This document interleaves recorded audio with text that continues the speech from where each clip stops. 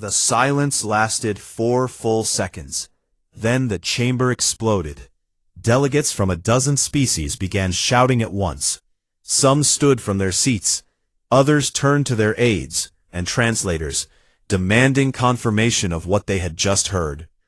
The translation systems embedded in the walls struggled to keep up with the overlapping voices, producing a garbled wall of sound that echoed off the vaulted ceiling. Zythar Voss slammed his clawed hand against the stone podium. The impact sent a deep boom rolling through the chamber, and the noise died down just enough for his voice to cut through. "Order," he said. The single word carried the weight of 9,000 years of authority. The delegates fell silent. Though many remained standing, their attention locked on the small human at the speaker's platform. Zythar Voss turned his golden eyes on Danny Cole. His expression had changed. The boredom was gone. In its place was something cold and sharp, like a blade being drawn from its sheath. "That is a very serious accusation," Zythar Voss said slowly, "and a very foolish one. The Dominion has no interest in your world. No fleet has been dispatched to human space. What you are suggesting is not only false, it is an insult to this conclave, and to every species represented here." Danny did not respond immediately. He stood calmly, his hands still clasped behind his back, and let the arbiter's words settle over the chamber. Then he turned his head slightly and nodded to Katie Morgan. Katie stepped forward, her tablet already open. She tapped the surface twice, and a holographic projection appeared above the speaker's platform, large enough for every delegate in the chamber to see clearly. The first image was a wide-angle recording captured by an orbital defense satellite positioned above Earth's northern hemisphere. It showed the black emptiness of space beyond the moon, and then, appearing in a sudden flash of distorted light, 12 warships dropping out of faster-than-light transit. The ships were enormous, each one over a mile long, with angular hulls covered in dark plating and energy arrays that glowed faint red along their spines. The recording continued. The 12 ships moved into formation around Earth's orbit with practiced precision. Then they opened fire. Bright white beams of focused energy lanced downward through the atmosphere, striking 3 locations on the planet's surface. The beams lasted for 11 minutes. When they stopped, the ships turned, accelerated, and vanished back into faster-than-light transit, without transmitting a single message. The chamber was silent again.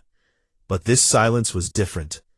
It was the silence of people watching something they could not look away from. Katie advanced to the next image. Close-up footage of the lead warship's hull, captured by a long-range telescope array on Earth's moon. The image was clear enough to show the markings painted on the ship's port side.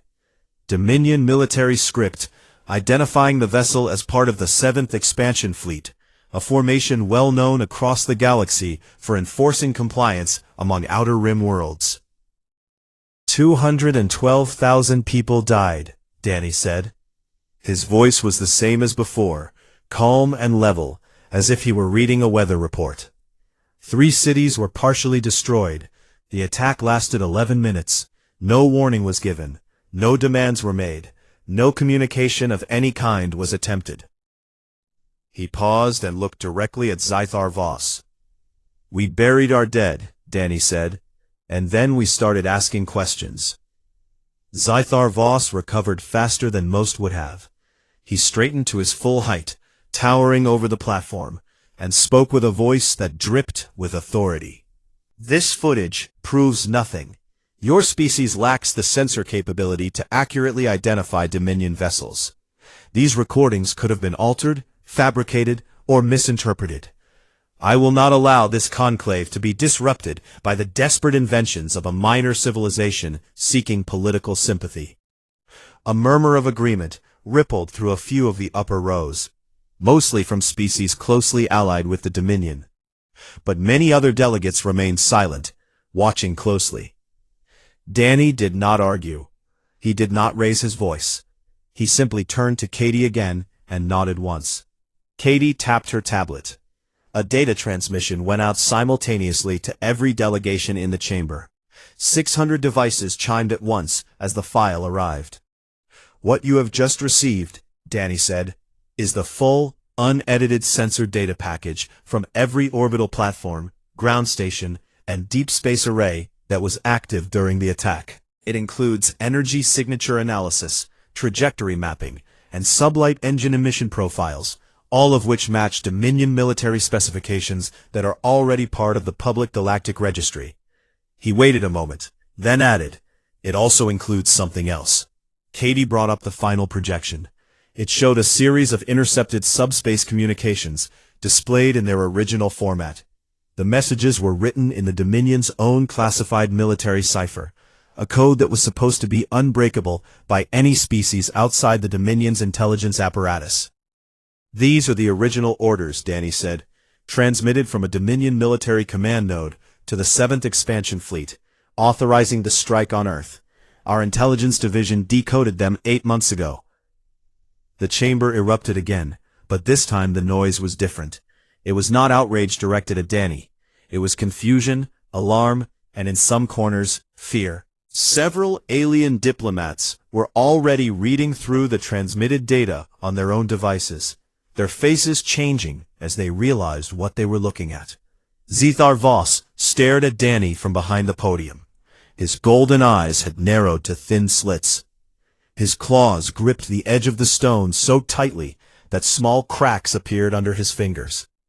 Danny looked back at him without flinching. He had been a diplomat for 12 years. Before that, he had been a negotiator for disaster relief operations in 3 different war zones back on Earth.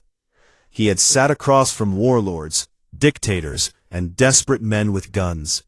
A 9-foot lizard with a title did not scare him. "I understand that this is difficult to hear," Danny said, and his tone carried no sarcasm, only a flat, steady certainty. "I understand that many of you may not have known about this attack. Some of you may have heard rumors and chosen to dismiss them. Some of you may have been deliberately kept in the dark." He took a single step forward. "But the evidence is in front of you now. It is complete, it is verified, and it is not going away."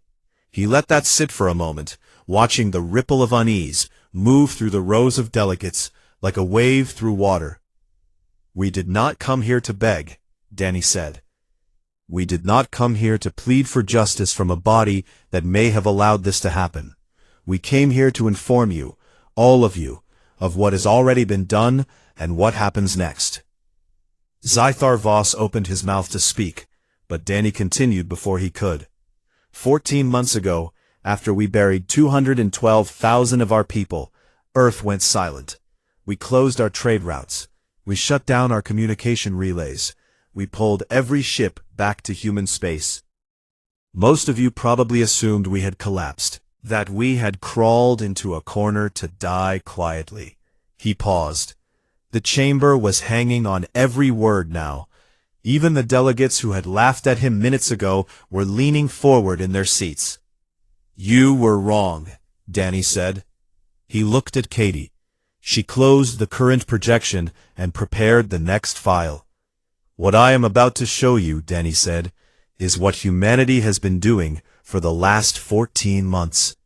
Katie opened the file, and for the first time in the history of the Conclave of Sovereigns, a minor species made the entire galaxy hold its breath. The holographic projection that appeared above the speaker's platform was not a recording this time. It was a live feed. The image showed a region of space near the outer boundary of the Sol system, past the orbit of Neptune, where the light of Earth's sun was just a bright dot among millions. Floating in that darkness was a fleet. Not a handful of patrol ships or a cluster of armed transports, but a proper war fleet, the kind that only elder civilizations were supposed to be able to build. 318 warships hung in formation across a stretch of space wider than the distance between Earth and its moon. The smallest of them were fast attack frigates, sleek and sharp-edged, built for speed and precision strikes. The largest were capital ships, massive vessels bristling with weapon arrays and shielded by layers of armor plating that caught the faint starlight and reflected it back in cold silver. 600 delegates stared at the projection with the kind of silence that comes not from calm but from shock. Danny Cole stood beneath the image and let them look. He gave them 10 full seconds before he spoke. "This is the United Earth Defense Fleet," he said. 318 combat-ready vessels constructed over the last 14 months across every shipyard, orbital foundry, and industrial station in human space. He gestured to the projection, and Katie Morgan zoomed the image in on the largest ship at the center of the formation. It was a Dreadnought-class carrier, over 2 miles long, with a broad, flat flight deck running along its dorsal spine, and heavy gun batteries mounted on its forward hull. The ship was painted matte black, with a single designation printed in white along its port side. "The USS Nathan Perry," Danny said, "Dreadnought carrier, crew of 4,000, capable of deploying 600 strike craft. She was built in orbit above Mars in 9 months, which our engineers tell me is a new record." He pointed to 2 slightly smaller vessels flanking the carrier. The USS Cora Dawson and the USS Eli Sutton, heavy siege platforms, designed to crack orbital fortifications and planetary defense grids. Each one carries enough firepower to reduce a mid-sized moon to rubble. The delegates were not laughing anymore. Several Dominion military advisors in the upper rows had risen from their seats and were speaking urgently into communication devices. Zythar Voss remained at the podium, his golden eyes fixed on the projection, his expression unreadable. Danny continued. "When the Dominion attacked Earth, you destroyed 3 of our cities and killed over 200,000 of our people. You expected that to be the end of the story. You expected us to be afraid, to stay quiet, to accept our place at the bottom of your order." He shook his head slowly. "Instead, we activated something called the Forge Compact. It is a wartime industrial protocol that has existed since the first decade of human space travel. Every colony, every station, every factory in human space is part of it. When the compact is activated, everything shifts to military production. Everything. Civilian manufacturing stops, luxury goods stop, non-essential construction stops. Every furnace, every fabrication line, every engineer and every welder works toward one goal." He let the weight of that settle over the room. "You thought our orbital foundries above Earth and Mars were civilian facilities. They were. But they were built with dual-purpose architecture from the very beginning. It took us 6 days to convert them to full military output after the attack. 6 days. Katie Morgan brought up a secondary display showing production statistics. Ship hulls completed per week. Weapon systems manufactured per month. Crew training cycles completed across human space. The numbers were staggering, not because they matched the Dominion's total military capacity, but because they had been achieved in just over a year by a species that the galaxy had considered irrelevant. "We also did something else," Danny said. He nodded to Katie, and she brought up a new set of files. "After the attack, we sent out quiet messages to every minor species on the Outer Rim. Not public communications, private ones, encrypted and delivered by courier ships to avoid Dominion signal monitoring. We asked a simple question: has this happened to you?" The chamber stirred. A few delegates from the upper rows exchanged uneasy glances. 3 species responded, Danny said. The Tessari, the Ondreth, and the Havali. At the mention of those names, a ripple of movement passed through the chamber. The Tessari delegation, a group of slender, pale-skinned beings seated in the lower rows, looked up sharply. The Ondreth ambassador, a heavy-set figure with 4 arms and deep-set black eyes, leaned forward. The Havali delegate, a tall being with feathered ridges along its skull, stood up from its seat. Each of these species, Danny said, suffered attacks similar to ours, unauthorized strikes by Dominion military forces against civilian targets. No warnings, No demands, no communication. The attacks were designed to terrorize, to keep these species small, quiet, and obedient. He paused and looked up at the rows of elder race delegates who had sat comfortably in their seats for centuries, passing judgment on civilizations they considered beneath them. None of them reported the attacks, Danny said, because they were afraid. Afraid that speaking up would bring a larger response. Afraid that no one would believe them. Afraid that the conclave itself was complicit. The Tessari ambassador stood. She was barely 5 feet tall, with wide silver eyes, and a voice that came through the translation system as a soft, clear tone. She looked at Danny, and he nodded to her. "He speaks the truth," she said.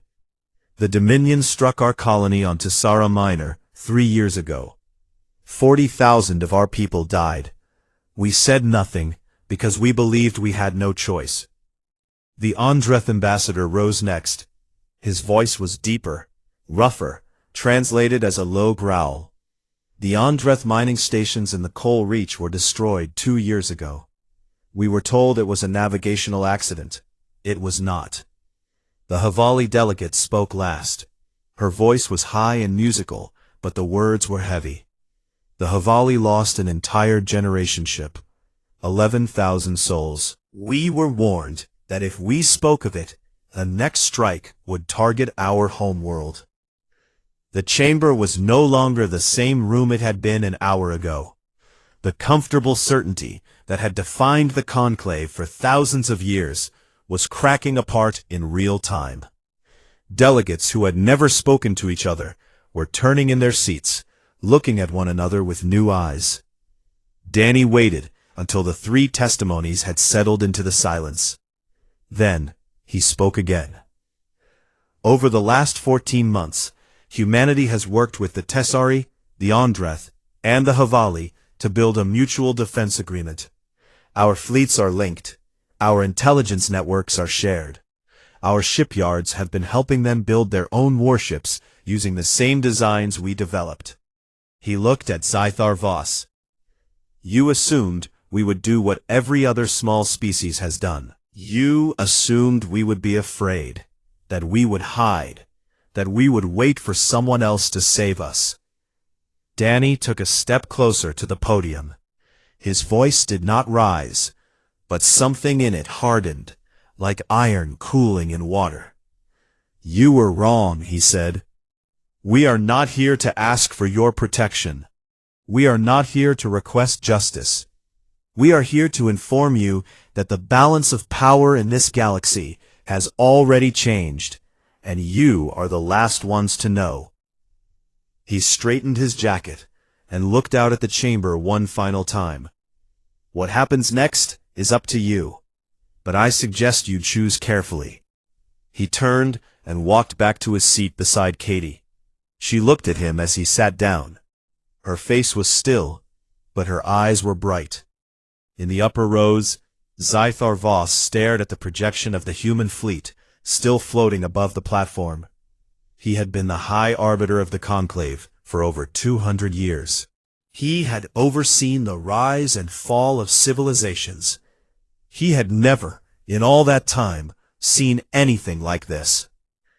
He looked at Danny Cole, seated quietly in the minor species section, and for the first time in his long life, Zythar Voss was not sure what was going to happen next.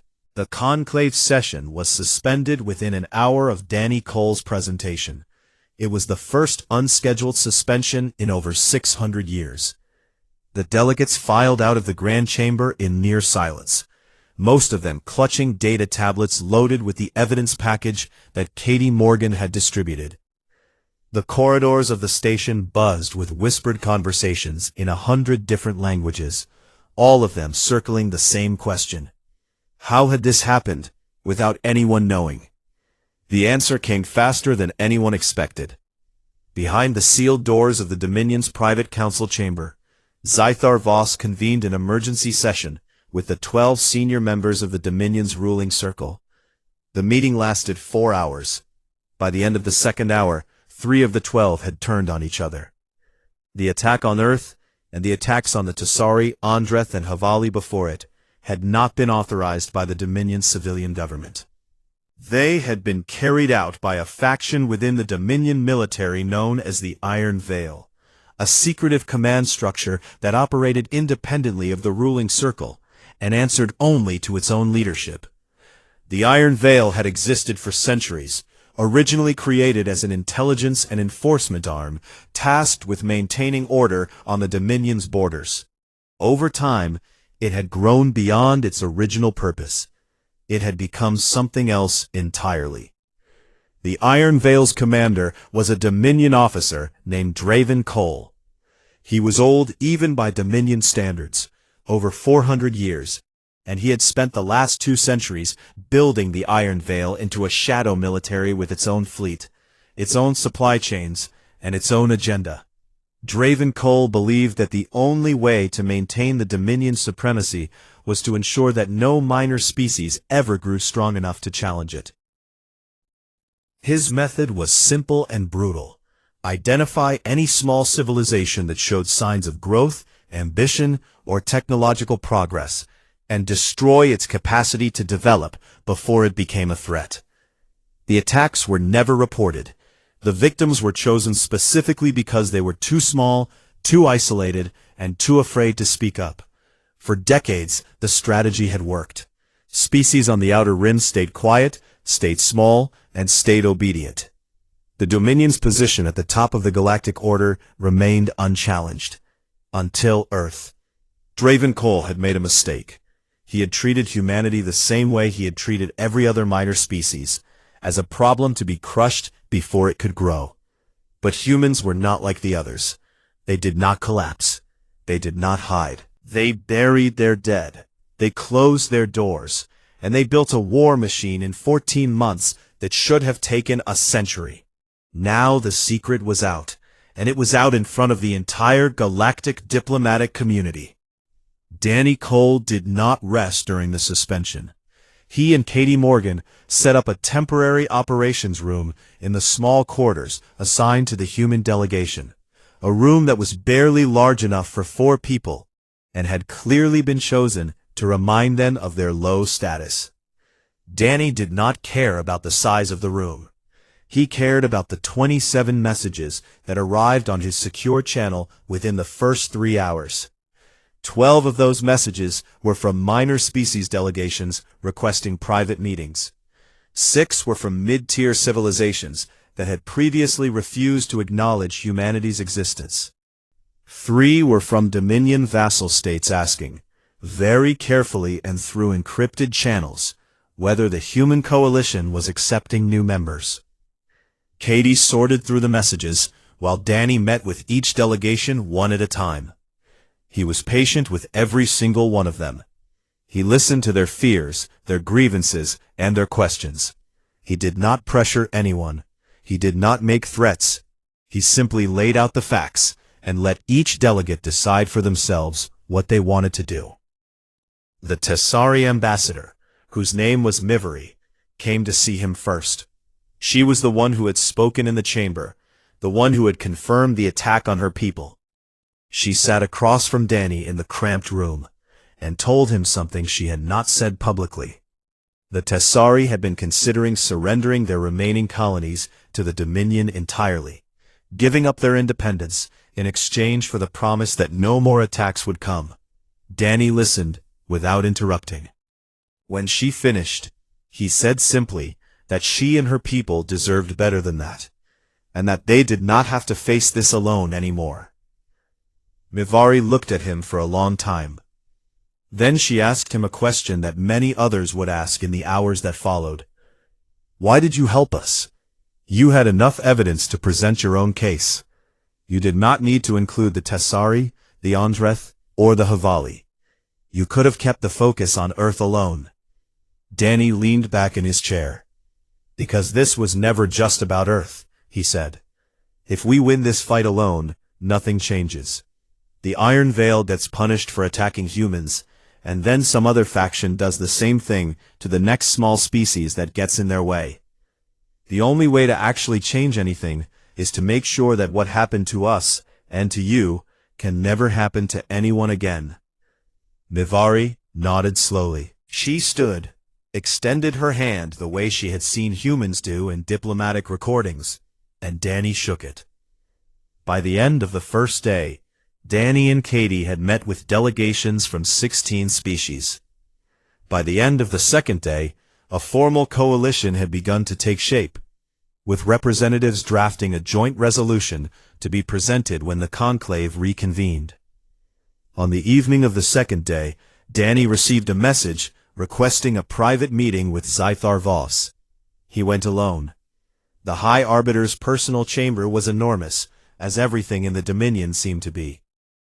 The walls were lined with carvings that depicted the history of the Valeran species, from their earliest civilizations to their conquest of the stars. Zythar Voss stood near a wide viewport that looked out over the station's exterior, his massive scaled body silhouetted against the faint light of distant stars. He did not turn around when Danny entered. "The Iron Veil will be dismantled," Zythar Voss said. His voice was quieter than Danny had heard it in the chamber. "Draven Cole and his senior officers will be arrested. This has already been ordered." Danny waited. Zythar Voss turned to face him. His golden eyes studied the human the way a scientist might study a new organism. Not with contempt this time, but with genuine curiosity. "You have put me in a difficult position," the Arbiter said.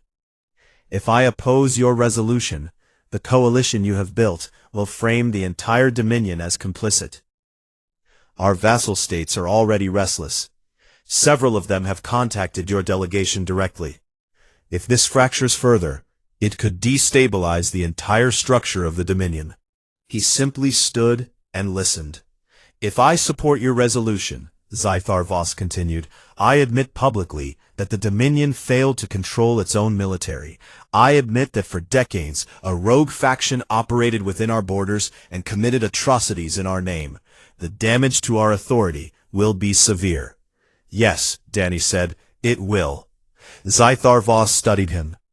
"You are not going to make this easy for me, are you?" "No," Danny said, "I am not." A long silence stretched between them. Then Zythar Voss asked the question that seemed to have been building behind his eyes since the moment Danny first stood on the speaker's platform. "How," he said, "how does a species that has only been in space for 60 years prepare for something like this? How do you build a fleet, decode our ciphers, unite 4 species in secret, and walk into this chamber as if you have been doing this for 1,000 years?" Danny looked up at the Arbiter. He thought about the question for a moment, and then he answered it honestly. "Because we have been doing this to each other for thousands of years," he said. "War, diplomacy, espionage, coalition building. We have been practicing all of it since before we had electricity. You are not the first empire to look at us and see something small and easy to break. You are just the latest." Zythar Voss stared at him for a long time. Then, slowly, the corner of his mouth shifted. Not quite a smile, but something close to it. "I will support your resolution," he said. Danny nodded. "Thank you." He turned and walked out of the chamber. As he made his way back through the corridor, he pulled out a small communication device and typed a short encrypted message to a ship commander waiting on the far side of the Sol system. The message read, "Diplomatic path confirmed. Hold position. Do not stand down." Aboard the USS Nathan Perry, Fleet Commander Sam Harper read the message, exhaled slowly, and relayed the order to his 317 other ships. Hold position. Stay ready. The resolution was brought before the full conclave on the morning of the 4th day. The Grand Chamber was more crowded than it had been at the start of the proceedings. Word had spread across the station, and delegations that had not originally planned to attend had sent representatives to witness what was happening. The upper rows were packed. The observation galleries, normally empty, were filled with journalists, scholars, and officials from species that rarely involved themselves in galactic politics. Danny Cole stood at the speaker's platform one more time. Katie Morgan stood beside him, and behind them, in a row that had been mostly empty 4 days ago, sat representatives from 23 species. The Tessari, the Ondreth, and the Havali were there, but so were others, civilizations that had been quiet for centuries, species that had accepted their place at the bottom of the galactic order because they believed they had no other choice. Now they were standing together for the first time. Danny read the resolution aloud. It was 3 pages long, written in precise legal language that Katie had spent 2 sleepless nights perfecting. The resolution demanded a full independent investigation into the activities of the Iron Veil. It demanded reparations for every species that had been targeted by unauthorized military strikes. It demanded the arrest and prosecution of Draven Cole and every officer who had participated in or authorized the attacks. And it called for the creation of a new body, the Outer Rim Compact, a formal alliance with legal standing under galactic law that would give smaller species collective security guarantees and a unified voice in governance. When Danny finished reading, Zythar Voss stood at the podium. The chamber fell silent. Every delegate knew that the arbiter's response would determine the outcome. Zythar Voss spoke slowly and carefully. He acknowledged that the Dominion had failed in its duty to prevent the actions of the Iron Veil. He stated that the Dominion accepted responsibility for the harm caused and would cooperate fully with the investigation. He endorsed the resolution in its entirety.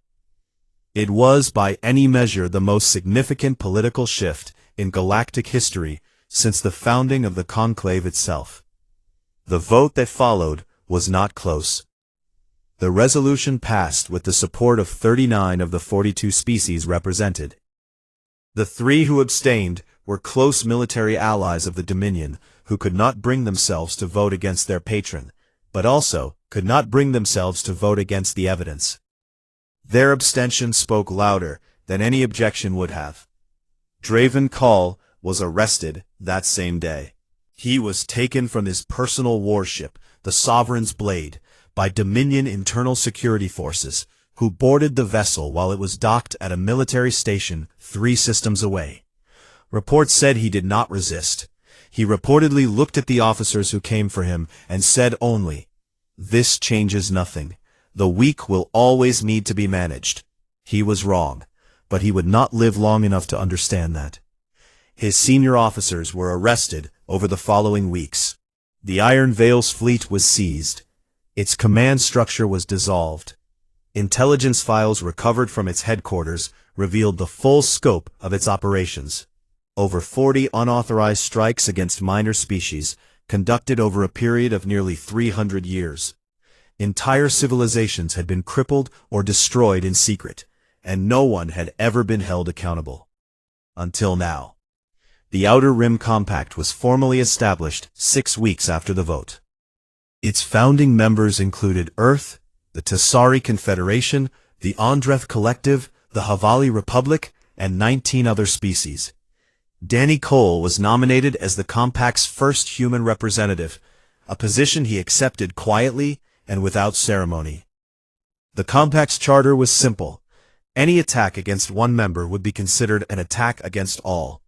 Military resources would be shared, intelligence would be pooled, and every member species, regardless of size or technological development, would have an equal vote in the Compact's governing council. It was not a perfect system. Danny knew that. Katie knew that. Everyone involved knew that alliances were fragile things, held together by trust that had not yet been tested by time. But it was a beginning. 3 months after the founding of the Compact, a ceremony was held aboard the orbital station. It was a small event, not a grand celebration. He told Katie that he did not want speeches about victory or triumph. He wanted something else. The chamber chosen for the ceremony was modest by the station standards. A circular room with a domed ceiling that showed a live feed of the stars outside. Representatives from the Compact's member species gathered in rows of simple chairs. There were no podiums, no raised platforms, no hierarchy in the seating arrangement. Danny stood at the front of the room. He was wearing the same dark suit he had worn on the first day of the conclave. He held a single sheet of paper in his hand. He began by reading 3 names. Not the names of ships or fleets or officers. The names of the 3 cities on Earth that had been struck by the Dominion's weapons 14 months ago. He read each name slowly, letting the sound of it fill the room before moving to the next. Then he read from the paper. It was a passage from a letter written by a woman named Laura Bishop. She had been a school teacher in one of the cities that was hit. She had survived the attack by sheltering in a basement with 14 of her students. In the months that followed, while the world above her rebuilt itself, Laura had organized a shelter for displaced children in the ruins of her school. She had written the letter to a friend, never intending for it to be read publicly. Danny read only a small part of it, the part where Laura described the morning after the attack, when the dust had settled and the fires had mostly gone out, and she had walked outside to find that someone had already started clearing rubble from the street. She did not know who it was. She never found out. But she wrote that it was the most important thing she had ever seen, because it meant that even in the worst moment, someone had decided to build instead of break. Danny folded the paper and looked out at the assembled delegates. Several of them, beings from species with very different bodies and very different ways of expressing emotion, were visibly moved. The Tassari ambassador, Nivari, had closed her silver eyes. The Andreth delegate sat with all 4 hands pressed flat against his knees, a gesture that Danny had learned meant deep respect in Andreth culture. The Havali representative's feathered ridges had flattened against her skull, a sign of grief, honored. Danny did not give a speech about power or strategy or the future of galactic politics. He said only that the purpose of the compact was not to make humanity or any other species dominant. It was to make sure that what had been done to Earth, to Tessera Minor, to the Andreth mining stations, to the Havali generation ship, would never be done to anyone again. He said that strength was not just the ability to build warships. It was the decision to reach across the distance between worlds and help someone you had never met, simply because it was the right thing to do. After the ceremony, Danny and Katie walked through the observation deck on the station's outer ring. The wide viewport stretched from floor to ceiling, showing the vast darkness of space, dotted with the light of billions of stars. In the distance, barely visible, a small cluster of lights moved in formation, human and allied ships patrolling together for the first time. Katie was quiet for a while. Then she asked the question that had been on her mind for weeks. "Do you think it will last?" Danny looked out at the stars. He thought about the fleet holding position near the Sol system. He thought about the 23 species that had signed a charter built on nothing more than a shared belief that things could be better. He thought about Scythar Voss standing alone in his chamber, choosing to bend rather than break.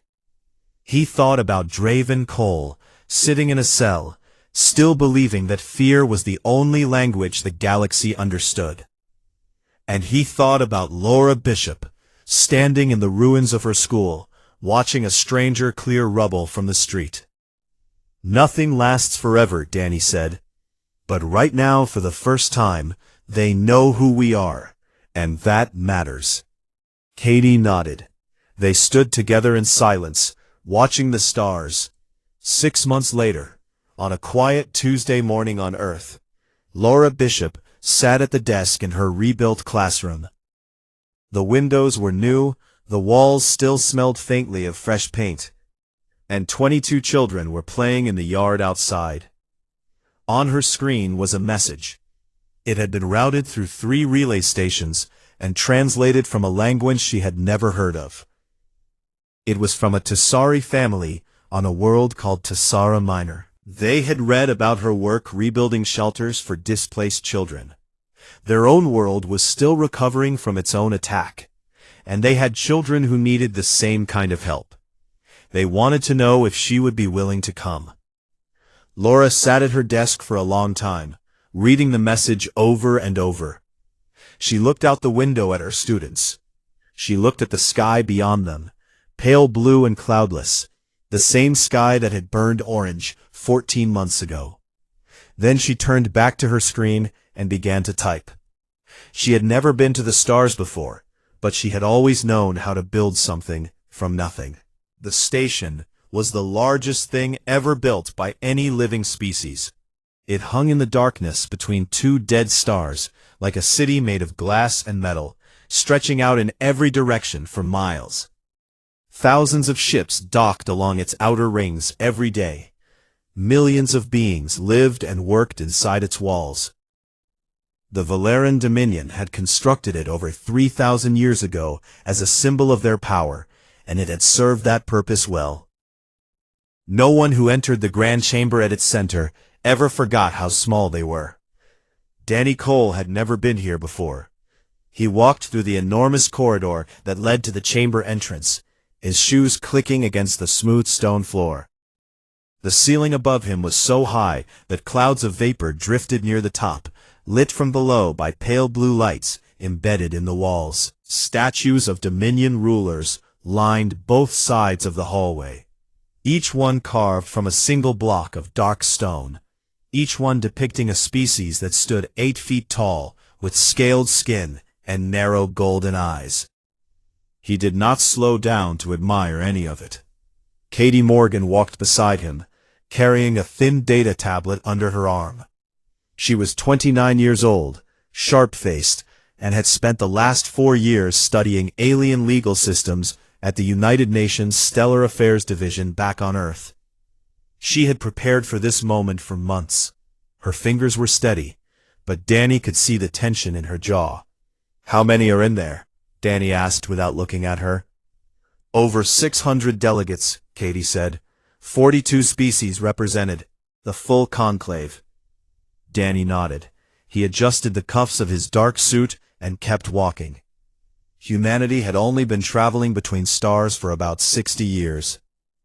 In that time, they had built a handful of colonies on the outer rim of explored space, set up trade routes with a few neighboring species, and mostly kept to themselves. To the elder races of the galaxy, humans were barely worth noticing. They lived short lives. Their technology was generations behind. Their territory was small. Most alien diplomats could not even point to Earth on a star chart. The Dominion had summoned them to this conclave, though no human had requested the audience. Danny had received the summons 3 weeks ago aboard a transit station near human space. The message had been formal, but dismissive, listing a series of alleged trade violations committed by human merchant ships near Dominion shipping corridors. The tone made it clear that humanity was expected to appear, apologize, and accept whatever restrictions the Dominion chose to impose. Danny had read the summons once, set it down, and then spent the next 3 weeks preparing something else entirely. The doors to the grand chamber were 40 feet tall and made of a metal that seemed to absorb light. 2 Dominion guards stood on either side, each one armed with energy lances that hummed faintly. They looked down at Danny and Katie with open disinterest. One of them gestured for the humans to enter. The chamber inside was vast. Rows of curved seating rose upward on every side like the inside of a bowl, filled with hundreds of alien delegates. Some were tall and thin, with translucent skin. Others were broad and armored, their bodies built for worlds with crushing gravity. A few floated in levitation fields, their forms barely solid. The noise was a low, constant hum of dozens of languages being spoken at once, filtered through translation devices embedded in the walls. At the center of the chamber stood a raised platform made of white stone. Behind it sat the High Arbiter of the Conclave, a Dominion elder named Zythar Voss. He was enormous even by Dominion standards, nearly 9 feet tall, with deep green scales and eyes like polished gold coins. His voice, when he spoke, carried through the chamber without any amplification, low and heavy, like the sound of stone grinding against stone.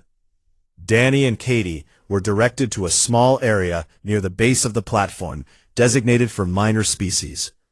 The seats around them were occupied by delegates from other small civilizations, most of whom sat quietly with their heads down. None of them made eye contact with the Dominion officials above. Zythar Voss began the proceedings by reading a long list of administrative matters. Border disputes between two mid-tier empires. A resource allocation disagreement in a shared star system. A complaint from a merchant guild about tariff changes.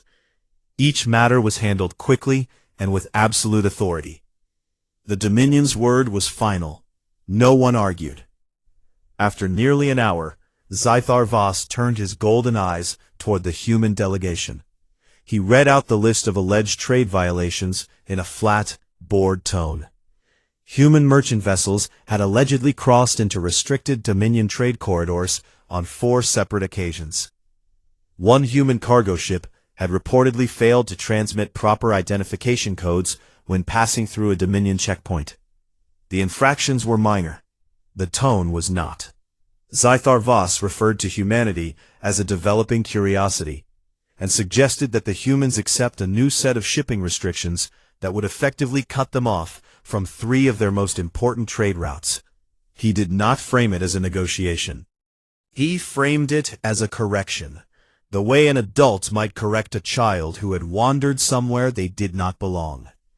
Several delegates in the upper rows chuckled openly.